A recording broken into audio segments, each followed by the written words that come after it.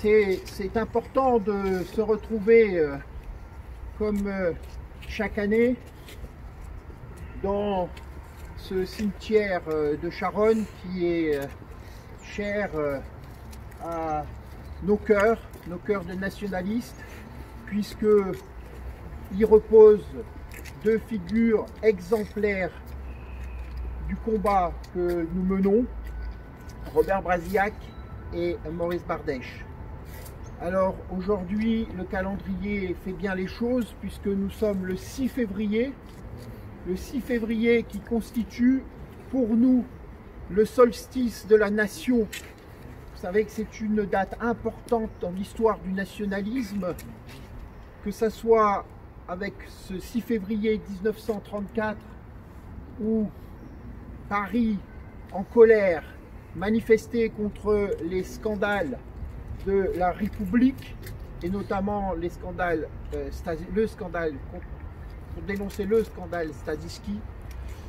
Il y a le 6 février 1945, jour de l'assassinat de Robert Brasillac, mais il existe dans le calendrier nationaliste d'autres dates du 6 février, comme le 6 février 1956, qui a marqué la révolte en Algérie. Ce jour-là a été appelé la journée des tomates, puisque le président du Conseil, comme l'on disait alors, Guy Mollet a été accueilli par des tomates à Alger, par les Français d'Algérie en colère après le déclenchement des hostilités par le FLN et la Toussaint Rouge. Il y a aussi ce 6 février 1960 de la création du Parti nationaliste, le 6 février encore 1968 de la création de l'œuvre française que nous maintenons envers et contre tout, malgré la volonté du pouvoir en place, notamment ses sbires Valls et Hollande, d'interdire ce mouvement qui est l'incarnation du nationalisme français. Alors, comment ne pas noter une absence de poids, une absence lourde aujourd'hui dans ce cimetière, puisque nous avons perdu celui qui a été l'âme de tous ces combats après 1944 et 1945.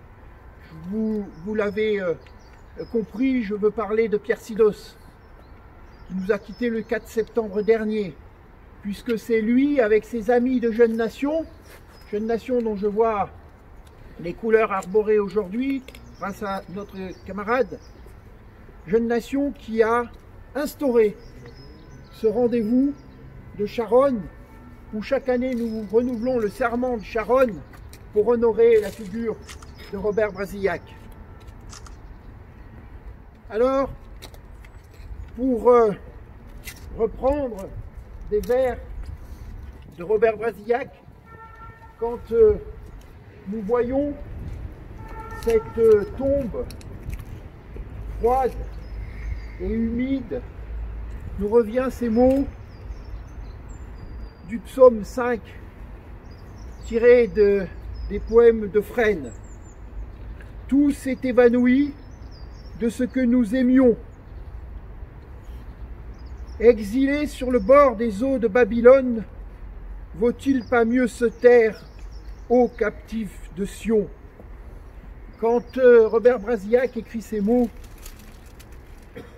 il sait qu'il est voué à une mort certaine, après une parodie de procès qui a duré 6 heures, avec un délibéré de 20 minutes, après un délibéré de 20 minutes, sans que aucun témoin ne soit appelé à ce procès.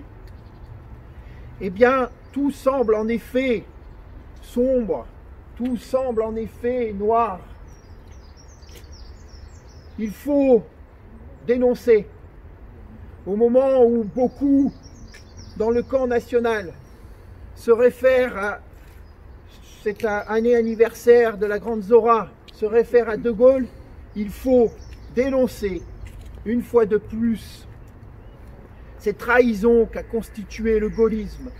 Ce gaullisme qui a du sang sur les mains pour asseoir une légitimité inexistante, pour laver par le sang, notamment de Robert Brasillac, une trahison.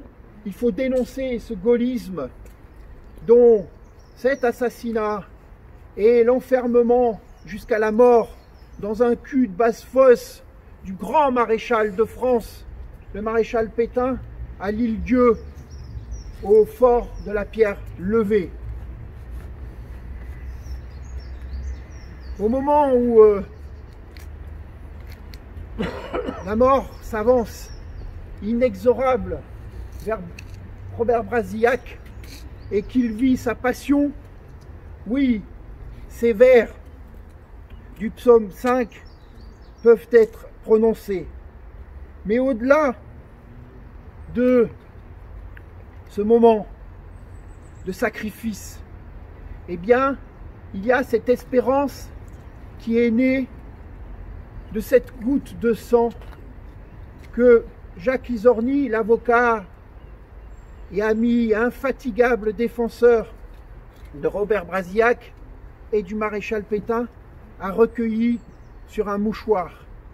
Parce que c'est cette perle de sang qui constitue les semences des moissons à venir. Brasillac a écrit que le fascisme était la poésie du XXe siècle. C'est ce fascisme qui, pour certains, constitue le mal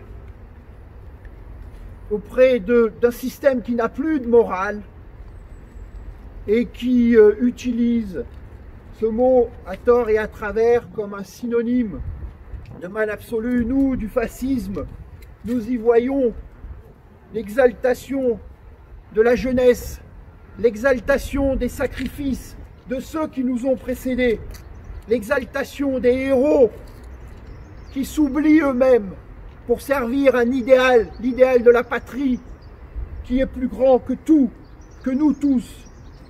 L'exaltation aussi de ces cathédrales de lumière, cette exaltation, oui, c'est le fascisme tel que le définissait Robert Brasillac, immense et rouge. Et en écho, comme ces deux tombes qui se répondent, celle de Maurice Bardèche et celle de Robert Brasillac, il y a ces mots qui constituent un courage absolu au moment où ils sont écrits et prononcés, ces mots de Maurice Bardèche dans son livre « Qu'est-ce que le fascisme ? Je suis un écrivain fasciste ». Alors vous savez pourquoi est-ce que nous exaltons la mémoire et la figure de Robert Brasillac?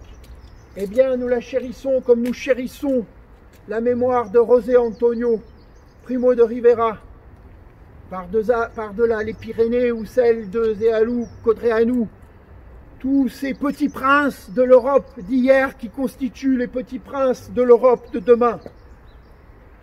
À cette journée, en cette journée du solstice de la nation, il faut associer les morts du 6 février 1934, puisque Robert Brasillac, là encore attendant, le peloton d'exécution avait honoré ces morts du 6 février 1934 avec de très jolis vers. Les derniers coups de feu continuent de briller dans le jour indistinct où sont tombés les nôtres. Sur 11 ans de retard, serais-je donc des vôtres? Je pense à vous ce soir, ô morts de février. Eh bien, nous pensons à tous ces morts de février. Nous y associons tous ces morts de ceux qui se sont sacrifiés pour la nation, pour la France qui vit encore dans quelques cœurs hardis, les cœurs hardis que nous constituons aujourd'hui. Et au moment où certains pensent trouver, au-delà des mers ou au-delà des terres, une espérance dans des hommes étrangers, je voudrais rappeler Ces propos, là encore, de Robert Brasillac, qui ont été écrits dans une lettre adressée à Rebatté en août 1943, au moment où il quitte le journal Je suis partout, qui n'a de cesse de s'aligner sur la politique de l'occupant. En cas de danger, c'est Robert Brasillac qui écrit, en cas de danger, c'est à sa nation qu'il faut se rattacher. Elle seule ne trompe point. Je ne prêterai la main à aucune dénationalisation.